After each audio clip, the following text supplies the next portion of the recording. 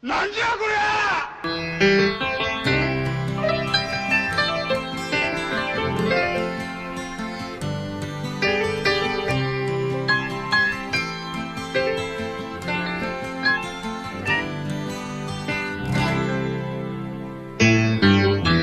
一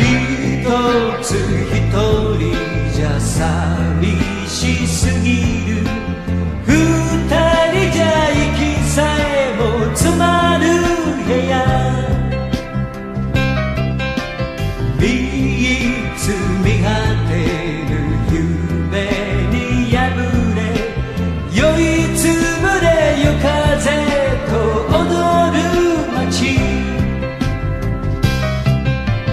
悲しみばかり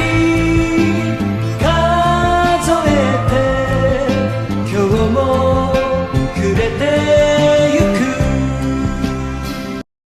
力道山がスポーツ界における在日のヒーローなら、芸能界における在日のヒーローは誰だろうか。日本の芸能界は、実は朝鮮半島をルーツに持つあまたのスターを輩出している。その中でも圧倒的な存在感を示してきた俳優が松田優作である。松田優作は太陽に吠えろや大都会パート2などのテレビドラマのみならず、1973年の狼の紋章でスクリーンデビューしてから1989年のブラックレインまで計25本の映画に出演。彼は本格的なハードボイルドを演じられるアクションスターとして1970年代から80年代の日本のテレビ映画界を駆け抜けた個性派俳優の一人である。彼は1989年に39歳の若さでこの世を去ったが、今なお CM であり私費の映像が使われたり、回顧展が各地で開催されるなど、永遠のスターとして輝き続けている。とはいえ、松田優作の生い立ちについては、生前はあまり語られてこなかった。在日コリアンという出自、複雑な家庭事情などが芸能界のスターにとってはマイナス材料になりかねないという事情でタブー視されてきたためである。しかし、松田優作が亡くなってから、そのタブー自体がなくなったこともあり、彼の生い立ちが多くの関係者から語られるようになった。松田優作は1949年、下関に生まれた。韓国ナキン。優作の母の金子は、朝鮮半島からやってきた在日コリアン一世で、優作は母が36歳の時不倫した相手との間にできた子であった。彼の父親は優作が生まれる前に姿をくらましたという。母の金子は周囲の反対を押し切って優作を産んだが、すでに子供が2人いたこともあって、女手一つで子供たちを育てるのは大変であった。母の金子は駄菓子や雑貨を売る卸屋を営んでいたが、それだけの収入では家族4人食べていけず、娼婦に2階の部屋を貸し、上がりの一部を受け取って生活していた。優作が日本人でないという事実を知ったのは10歳の時であるが、中学生になると、友人に自分の出自や国籍を知られたくないという思いが強くなった。優作が自らの出自や国籍について否定的な考え方を持つようになったのには訳がある。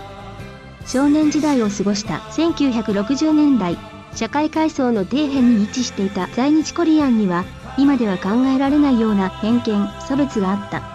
事実、優作の中学時代の担任の教師から、当時試験の点数が同じ場合、在日コリアンは不利と言われていたこともあり、優作に1ランク下の高校を受験することを勧めたと証言している。また、優作の高校の同級生も担任の先生から、松田は朝鮮人だから付き合うなと言われたという。1967年、優作は在日コリアンというだけで偏見にさらされる日本から脱出するため、母の勧めに従って高校を中退し、アメリカへ留学する。母の金子は、韓国籍の優作を不利に思い、アメリカ人と結婚しアメリカ籍を取得していた妹に優作を預けた。長くアメリカに住んでいれば、優作もアメリカ籍をもらえるのではないかと考えていたようである。しかし、アメリカでの生活は悲惨だった。優作はアメリカ留学が下関から脱出するチャンスと考えていたが、留学先のモントレーは下関以上に保守的で差別的な街だった。優作はアメリカの高校に転入したものの、言葉が聞き取れず、スパルタ式の授業にもついていけなかった。またアメリカでは白人が入れるエリアに有色人種の優作は立ち入ることもできないという日本以上にあからさまな人種差別が横行していた。結局、優作はアメリカでも自分の居場所を見つけることができないまま日本への帰国を決意する。1968年9月、日本に帰国した優作は東京の兄夫婦のアパートに居候し、大学受験資格を得るため夜間高校の4年生に編入した。1970年に関東学院大学に入学すると、優作は本格的に芝居を学ぶため、俳優の金子信夫が主催していた新演劇人クラブマールイの研究生になる。ここで優作は最初の妻となる美智子に出会うが、間もなくマールイを退団。優作はその後、劇団文学座の入所試験を受け合格し、文学座演劇研究所の第12期生になる。同期には高橋洋子や阿川靖子がいた。1973年、優作に俳優としてのチャンスが訪れる。日本テレビの刑事ドラマ、太陽にほえろへのレギュラー出演が決まったのである。彼の役、ジーパン刑事はたちまちお茶の間の人気者になった。番組の視聴率は 30% に達し、優作のところには連日、ファンレターが届くようになり、ロケ先でも多くのファンから声をかけられるようになった。しかし人気者になればなるほど、優作はいつ自分の生い立ちや国籍がバレるのではないか、そんな不安に襲われる日が多くなった。優作が妻の美智子に、どうしても、帰化したい。協力してくれと言い出したのは、太陽にほえろの放送が始まってから2ヶ月後のことである。実は、優作はこれまで何度か帰化申請を行ったことがあった。しかし、母親が風俗関係の仕事を行っていたことや、複雑な家庭環境がネックとなり、受け付けてもらえなかったというのだ。優作はテレビの人気者で居続けるためには、どんな手段を使っても日本国籍を取らねばならないと考えていた。元首相の後援会長を務めていた妻の父の政治力を使えば帰化できるのではないか。そう考えた優作は、美智子に協力を依頼したのである。